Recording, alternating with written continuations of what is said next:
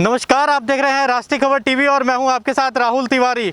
देश भर में जिस तरह से कोरोना के मामले दिन प्रतिदिन बढ़ते जा रहे हैं, वह उसी को देखते हुए देश के अलग अलग राज्यों में लॉकडाउन लगाने की स्थिति जो है वो अधिकतर बढ़ती जा रही है। हरियाणा में भी बीते दिन लॉकडाउन लगा दिया गया था। ये हफ्ते का लॉकडाउन था, जिसकी सूचना गृह मंत्री अनिल विज द्वारा दी गई थी। इस वक्त हम पंचकूला में खड़े हैं, पंचकूला के सेक्टर 5 में खड़े हैं और यहाँ पर आप देख सकते हैं कि किस तरह से महिला थाने की टीम यहाँ पर लगी हुई है और कोरोना के जिस तरह से नियम है उसका पालन करवाने के लिए जो आने जाने वाली गाड़ियां हैं उनको रोक के चेक किया जा रहा है। किस तरह से यहाँ पे जो गाइडलाइंस थी उनका पालन करवाने के लिए जो पुरजोर कोशिश है वो पुलिस प्रशासन द्वारा यहाँ पे बखूबी निभाई जा रही है। आइए बात करते हैं महिला थाने की एसएचओ से। हमारे डीसीपी साहब के आदेशानुसार हर इनके जिले में, पूरे जिले में नाके लगाए गए हैं।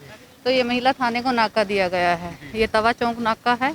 तो यहाँ पे हमारा इनके पुलिस जो है वो है, यहाँ पे हमारे आईओज भी हैं और साथ में मेरी टीम भी है पूरी। हम लोग यहाँ पालन करा रहे हैं। हम लोग गाड़ियों को रोक के चेक कर रहे हैं। कोई ऐसी गाड़ी तो नहीं जिसमें लोग वैसे ही बाहर निकले हों, लेकिन ऑन ड्यूटी जिस गाड़ी के ऊपर लिखा हुआ है हम उसको जाने दे रहे हैं।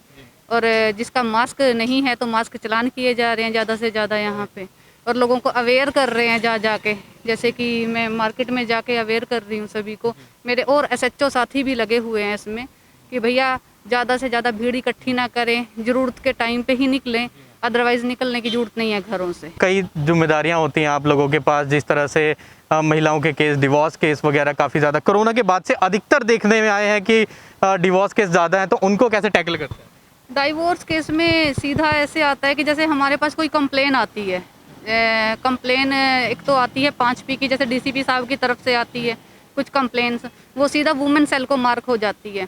तो हमारा सीधा थाने में अगर कुछ डायरेक्ट भी आती है तो हम उसको ऐसे डील करते हैं कि खासकर मैट्रिमोनियल डिस्प्यूटेड में इनके अंदर हम लोग 3 मीटिंग्स कराते हैं। 3 मीटिंग्स में क्या होता है, कहीं तो पहली मीटिंग्स में ही उन लोगों का घर बस जाता है, छोटी छोटी बातों को लेके मियाँ बीवी में नोकझोंक हो जाती है। तो उसके बाद घर बसाने का सबसे बड़ा हमारा रहता है, क्योंकि सुप्रीम कोर्ट की भी गाइडलाइंस हैं, हमारी SOPs भी यही कहती है कि घर ना टूटे। तो उसी अकॉर्डिंग हम लोग एज़ पर लॉ काम करते हैं। 3 मीटिंग कराने के बाद हम लोग, जैसे कि सूरत होती है कोर्ट के अंदर एक हमारा मीडिएशन सेंटर है, मीडिएशन सेंटर में भेजते हैं कि वहाँ सक्सेसफुल हो जाता है उनका आपस में जो विवाद है वो निबट जाता है, तब उनके घर बस जाते हैं। अदरवाइज़ फिर FIR दर्ज होने के लिए हमारे पास रिकमेंड होके आती है। एज़ पर लॉ हम लोग कानूनी कार्रवाई कर देते हैं। मैम, आप महिला थाने की एसएचओ हैं, एक नारी शक्ति की कहीं ना कहीं मिसाल आप कायम करती दिखाई देती हैं।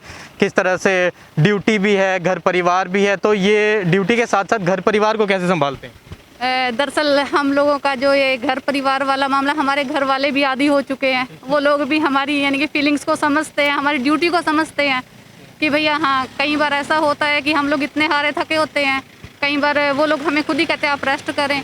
हाँ, हमारा परिवार, बच्चे सब आदी हो जाते हैं और पूरा कोऑपरेशन मिलता है हमारा, और सेम डिपार्टमेंट में होने के बावजूद तो ज़्यादा कोऑपरेशन मिलता है। मैम, कोविड के बाद से जैसे अभी पिछले साल भी एक स्थिति आके खड़ी हो गई थी कि कई समय, लंबे समय तक के लिए कोरोना के लिए लॉकडाउन लगा दिया गया था कोरोना की वजह से। फिलहाल जिस तरह की स्थिति है, अब जिस तरह से मृत्यु दर है बहुत तेज़ी से बढ़ती जा रही है, तो अब की बार किस तरह से लोगों को गाइड किया जा रहा है, सख्ती बरती जा रही है?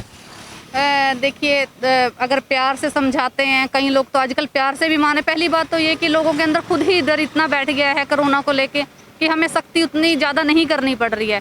लेकिन फिर भी अगर इन लोगों की जानों को बचाने के लिए, इंसानों की जान को बचाने के लिए थोड़ी सी सख्ती भी करनी पड़े तो हम थोड़ा सा करके कह देते हैं कि भैया आप यहाँ नहीं रहेंगे।